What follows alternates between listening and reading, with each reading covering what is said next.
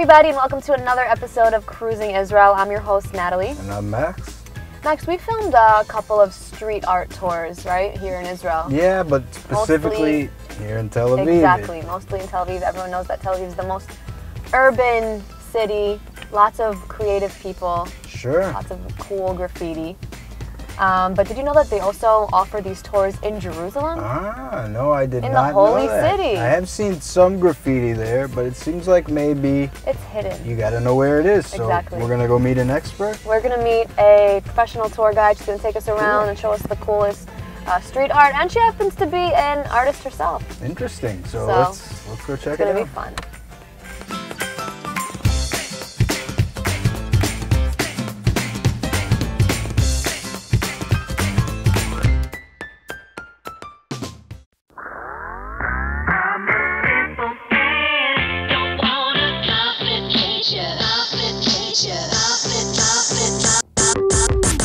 Some people choose to explore a new city by tasting its food, and some people do it by sightseeing. But today, the new trend that's taking over the world by storm is discovering its urban art scene. So today we're going to meet up with a professional guide to show us the art-filled streets of Jerusalem.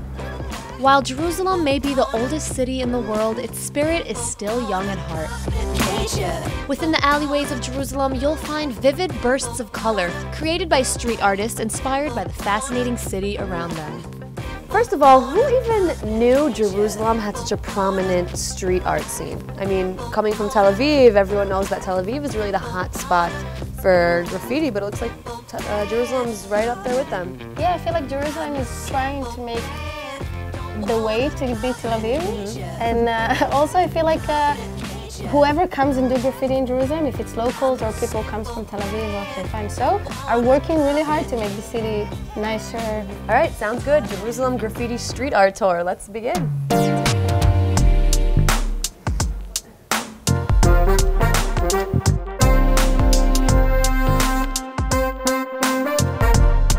Now, what do the people think that live here?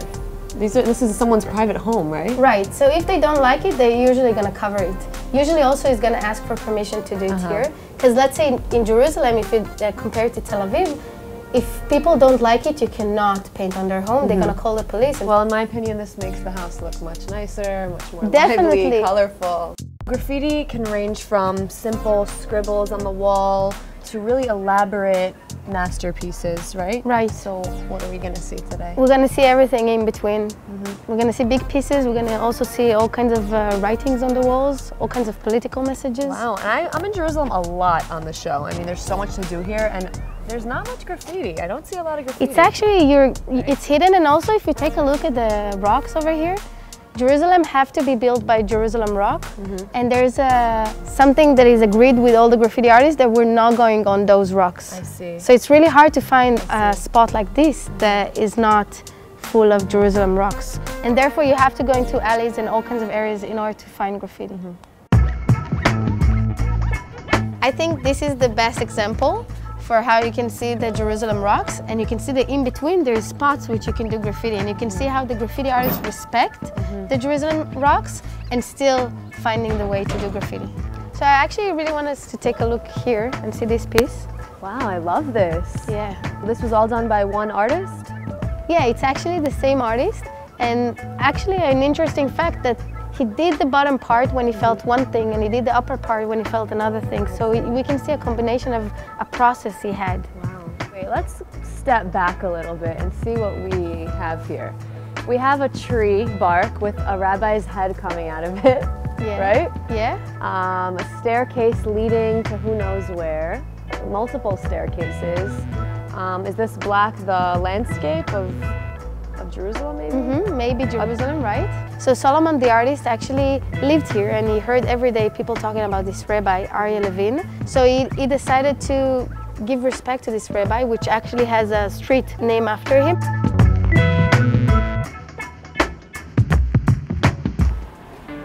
So the next piece I want to show you is this one. You see what it says beneath it? You see the... Perfect. It's a quote in the Bible. Right, and you love your neighbor like you would love yourself. I think it's actually sort of making fun of like religious Orthodox Jews, of saying for sure you have it in your own society, and the Bible says and you should love your neighbor just like you love yourself. Don't be so tough with gays and so on. Let's go, let's go. Oh my gosh, this one is crossing the street like a true Israeli. This is a really beautiful piece. It's probably one of my favorites. It's so colorful. Yeah, and also if you think about it, we're on a main street. This piece was done illegally, and it takes a while to make this piece. It takes a lot of courage to do something like that as well. Nice. And what I really like about this artist is that he's really spiritual. So he puts like the basic Jerusalem and so on, but above that there's so much spirituality. Yeah. I remember a time where graffiti was illegal, you know, and it was frowned upon. And nowadays you can see all over the world, in Berlin and in New York, that it's becoming more of a trendy and positive thing. How do you explain this? I feel like graffiti is a great platform to get to be known. If you look back in the history, you see really big graffiti artists who became really successful. So I feel like even today, many Israelis who are really good artists feel like they need to have this platform. Also, if you think it's a gallery in the street, you can make an exhibition without all the drama and so on. Yeah, the streets are just one big canvas these days for the artists. We then went to visit the man behind these pieces, who is widely known among those in the street art scene here in Israel. Hello. Hello, welcome. Hi, I'm Natalie. Raised in Paris, Dan started his artistic career over 25 years ago. His works have been displayed in various exhibitions around the world, but his life changed forever in 1995 when he left Europe and moved to Jerusalem. Wow, look at this place. Amazing, so colorful, so much going on. People are not really used to go inside the studio. Yeah. And people see the painting outside, see the street art in the street or paintings in galleries, but they don't really see the place where the artist is working. Grover was searching for a new meaning and decided to pull inspiration from his place of birth right here in Israel. Most of my works talking about Israel, about coming back to Israel, about understanding what's going on here, about history, the friendship between the US and Israel. I'm talking about this friendship. I'm using the techniques of street art. Everything is spray-can, but also stencil, you know, and I mixed between street art and pop art into that kind of work.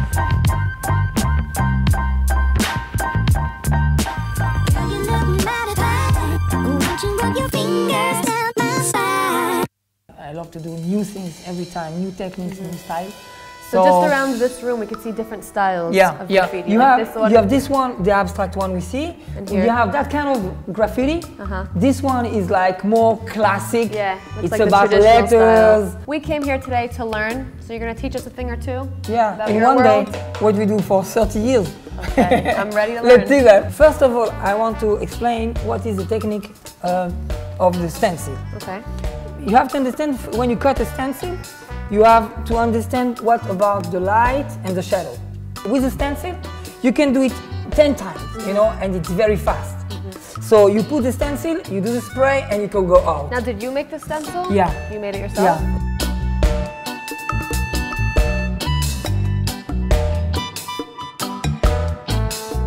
In street art, you have to go fast, but also, you know, to control yourself. Cool. So usually when you have a big surface, you use your freehand work. We're gonna see how we can make something quickly with few spray, maybe one color, two color, and let's go. Okay. I'm gonna do a figure, something easy, okay? Like a star. Okay. We have one like that. I'm gonna do a star, and you fill it with color, and after that we're gonna do the outline. Finish it. Out of the line. It's okay. Now we're going to do the outline, right? Do it more, you know, intense. More red.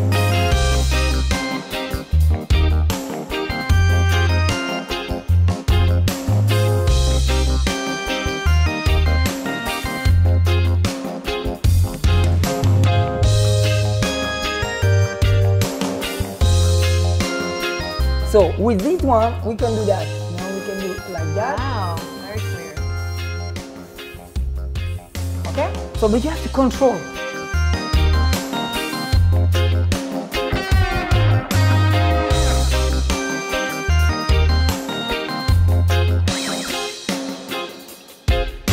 Well, thanks so much for showing us some of the basics of graffiti. It looks really interesting. Going outside, painting, taking different things, and using a lot of techniques, it's very fun and also very good for the soul, you know.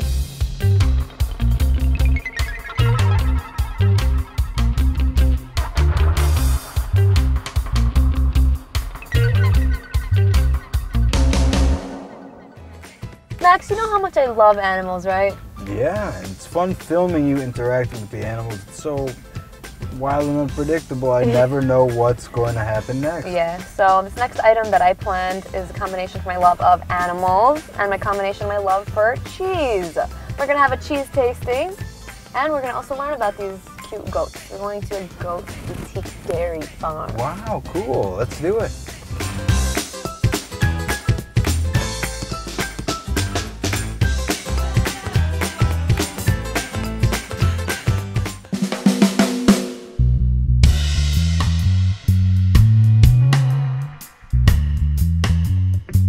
In almost every Israeli kitchen, you'll find cheese and lots of it.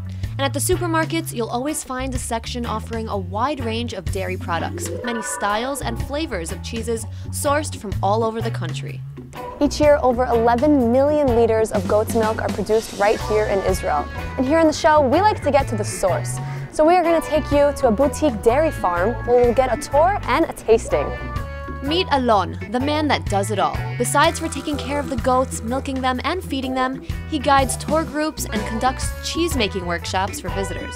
Ever since we moved here and I was a child, I really liked walking outside, and I have a nature that I like to see in the end of the day what I have done. Alon starts his day at 5 in the morning. Now that's dedication.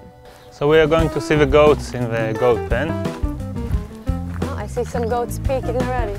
Yeah, it's a quite small pen, only about 80 goats, but the idea is that all the goats that we are raising, we are using the milk. With 80 goats, Iza Paziza produces 25,000 liters of goat milk annually, enough for making their own cheeses for their visitors. I hope they're not going to get too excited. Yeah, they're all running away. As long as they're not running towards me. Hey, you're not coming? I can come. He's locking me in here. Did you build this for them? Yes. Wow. We found this old playground in the garbage, so we took it and thought that it would be nice for the goats. Oh my god, that sounds like a human cough. Yeah, exactly. Sometimes Right? Goats are some of the most curious animals, and the ones at Iza Paziza is no exception. Wants to know what's happening. It's a very smart animal, and they like attention. Do you ever let these goats outside? Yeah, of course. For How at least, often do you let them out? for at least once a day, if it's not rainy, and so they go out. Thankfully, Israel's sun shines most of the year, so we headed outside and let the goats follow. Ooh, they're all lining up. We are going as a herd. If the first one will go inside, all of them will follow. Wow, what a nice open space you have here I'm for not all the goats to have fun. I will follow them now to bring them back. Just that we will not reach the olives of Oh, they're gonna eat the olives. of the neighbors. So you started out with just a couple of goats and then it grew and grew over the years? Yes, it could have been much bigger, but we wanted to stay small. The idea is that we are combining agriculture with tourism. Nowadays, if you want to be a farmer of goats and sell your milk to big dairies, you need to have something like 600 goats. So you're not really competing with the other goat really farms not. around the The country, idea is because it's a that, competitive industry. Yeah, no doubt. So that's the reason that we stay really small. People are coming here also to make workshops. They learn how to make cheese themselves. Each one can make his own cheese on the place. Some more professional courses that you can also learn how to make all kinds of cheeses at home. So what do you say we go inside and try the cheese? Yeah, Love to perfect. sample a I will few. just bring the goats inside.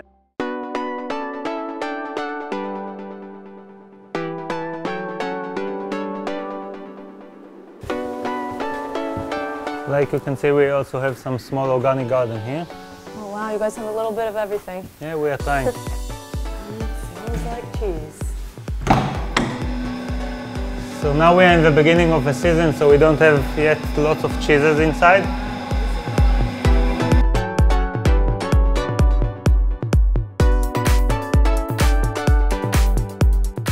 this I have maybe the youngest cheeses. This was made 2 days ago, and this is last week. Wow, this one looks good. Cheese with some nuts inside. Yes. I see that the cheese is sweating. Yeah, so this specific cheese, we wash it every second day with salted water. It's part of the process. What does that do? It's keep it wet and make it more, in a way, more smelly taste. So you really can't get any fresher than this. I mean, it's from the farm to the table. Yeah, that's the idea, that we are using our own milk to make our own cheese. So all the cheese that we are making here are kosher. You are welcome to taste. This is my favorite. Yeah, it's smart to start with the more delicate one and later on to taste the strong one. Wow, it's really good.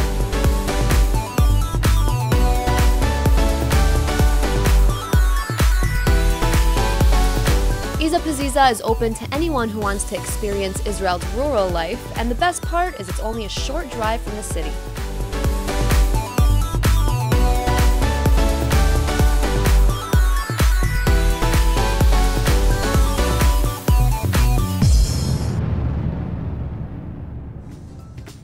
Natalie, so you know how when you go to the shuk here in Israel and you see the section of the market with all the meat counters, they got these amazing steaks and... My mouth drools every time. Well, there's a really popular restaurant right there by the market where you can pick out your steak and they'll grill it up, and it's really amazing. Want to go check this out? Yes, that sounds like a great plan. I'm Cool. so in the mood for some meat. Let's do it.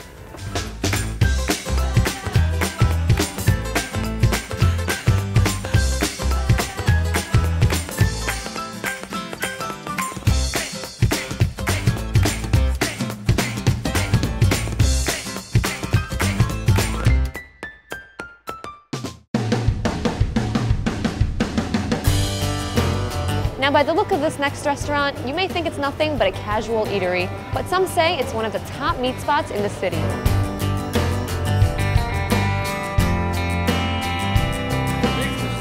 מיקס לשניים.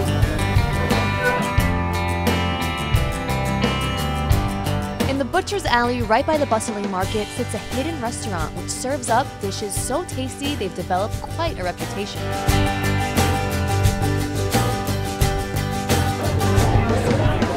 Wow. My mouth is watering. They're really adventurous. Specializing in nothing but the freshest meat, each dish that goes out to the customers are cooked to perfection. My favorite, I have a couple of things, but I have one is a skewer of a lamb thigh. It's insane. And also the green salad here, it's really simple, but the sauce is amazing. Now I'm seeing here some really fine cuts of meat. It's all making me really excited, really happy. Is this place also serve as a butcher or restaurant? No, this is a restaurant. We have a butcher shop 25 meters from here, which is basically the engine of the business. What came first, the butcher? The butcher shop. Or the restaurant? The butcher shop came a year before. This used to be a cardboard warehouse. Yeah. And we just cleaned it up a little bit, put it on a grill, and then took our meat, put it on the grill, and some people fell in love with the idea.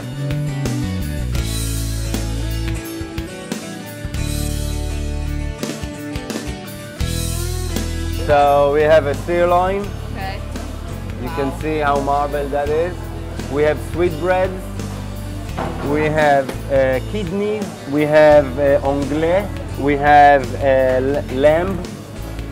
And then we have flank and skirt. If they're really adventurous, they can go for the T-bone. Look at the size of this chunk of meat. Yummy, yummy. Part sirloin, part filet. That's all locally Israeli grown.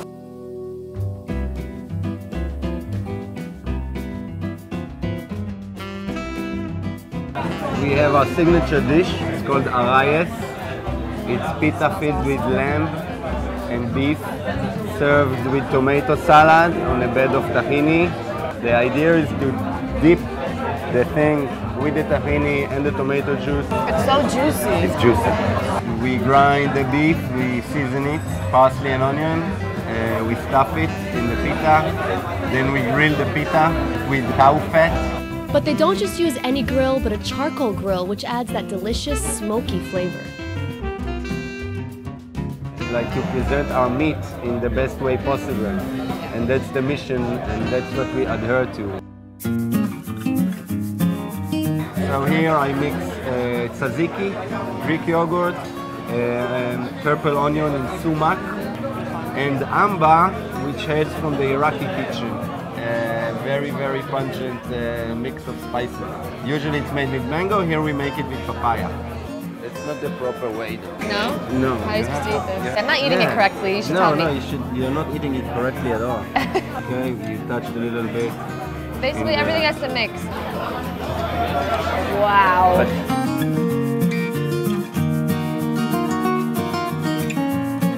There's so many happy faces around me. Everyone's enjoying their food here on. One thing I found out about meat, Yeah?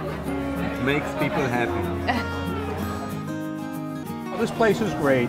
People seem happy over here. And we came by and the experience was mirrored that. It was terrific. So be sure to come hungry because the food here will have you savoring every last bite.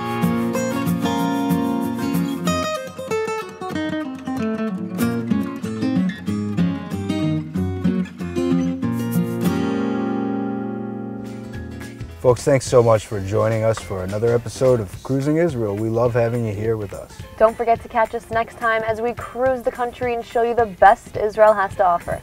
Bye.